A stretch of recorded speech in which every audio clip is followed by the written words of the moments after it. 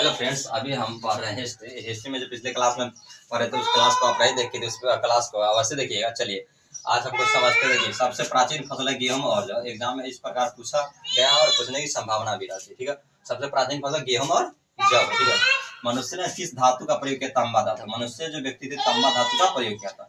कृषि का प्रथम उदाहरण कहाँ से मिला? मेहरगढ़। कृषि का प्रथम उदाहरण कहाँ से मिला? मेहरगढ़। भारत का सबसे प्राचीन नगर कौन है? मोहनजोदड़ो। ठीक है, भारत का यानी सबसे प्राचीन नगर क्या? मोहनजोदड़ो का अर्थ होता है यानी मृतकों का टीला। मृतकों का टीला तो जो यानी मिट्टी का जो बना होता है ना, मृतक यानी जो मिट्टी का जो बना था उसको टीला जो होता है उसको मृतकों का टीला। इसे सिंध का बाग भी कहते हैं। क्या कहते हैं? सिंध का बाग कहते हैं मोहनजोदड़ो। अगला चैप्टर है टॉपिक सिंधु सभ्यता। सिंधु सभ्यता को हम हड़प्पा सभ्यता भी कहते हैं। क्वेश्चन अगर ये पूछा जाए कि सिंधु सभ्यता को हड़प्पा सभ्यता क्यों कहा था, तो आप लिख सकते हैं कि सिंधु सभ्यता को हड़प्पा सभ्यता इसलिए कहा था कि इस काल की अवधि 2500 से लेकर 1750 ईसा पूर्व तक मानी जाती है।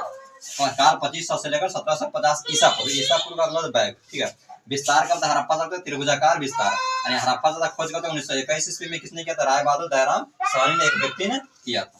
यह हड़प्पा सभ्यता किस युग की सभ्यता? कांस्य युग की सभ्यता।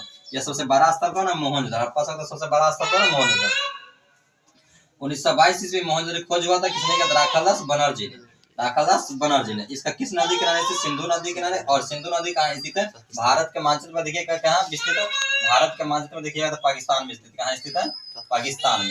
आप यहाँ पर जैसे देखिएगा तो यहाँ पर पाकिस्तान है। यहाँ पे पाकिस्तान। ठीक है, तो भारत के मानचित्र में यहाँ पे पाकिस्तान। ठीक है, ऊपर सबसे पहले जम्मू कश्मीर और पाकिस्तान यहाँ पे, और इसके नीचे क्या? पंजाब। ठीक है, मोहनजोदड़ो खोज 1922 में राखालदास ने सिंधु नदी और कहाँ? पाकिस्तान में। और मोहनजोदड़ो क्या क्या पाया था? स्नानागार, अन्नागार। स्नानागार की लंबाई में 11.88 मीटर लंबा, चौड़ाई 7.11 2.7। तो आप बता सकते हैं कि स्नानागार मतलब स्नान करने वाला कांसे की मूर्ति मिली। अगला चनौदरी खोज अंजुम मजुमदार ने 1931 में सिंधु नदी किनारे पाकिस्तानी सिंध मेकअप लिपस्टिक सुविधा का पेंटिंग का सामान चनौदरी से मिला। तो दोस्तों वीडियो कैसी लगी? वीडियो अच्छी लगी तो शेयर आपसे की तरह पढ़ते रहिए, मस्त रहे, स्वस्थ रहे। जय हिंद, जय बिहार। धन्यवाद।